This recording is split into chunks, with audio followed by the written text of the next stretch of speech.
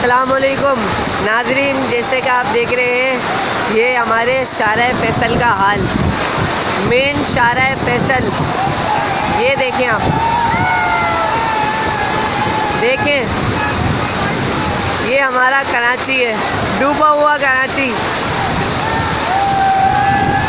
लोग कितनी स्पीड से यहाँ देखें, ये बाइक जा रही है, देखें जैसे कि ये बाइक अपने आप जा रही है। ये इस बाइक को कोई लेकर नहीं जा रहा। तो आप ये देखिए बंदे कैसे डूबते हुए जा रहे हैं। देखें, ये बाइक अपने आप जा रही है। पानी का तेज़गी इतनी है माशाल्लाह कि ये लोग अपने आप रगड़ते हुए जा रहे हैं। ये देखें, ये हमारा मेन शाहराह फैसल। मैं आपको बता नहीं सकता कि मैं कितनी मुश्किलों से यहाँ खड़ा हूँ। देखें पानी की स्पीड,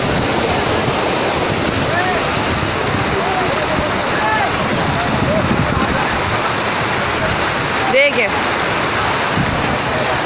ये पूरा शाहराह फैसल जा रहा। लोग किस तरह परेशान हैं और बहुत से लोग माशाल्लाह ऐसे भी हैं जो मस्ती मजाक में लगे हुए हैं।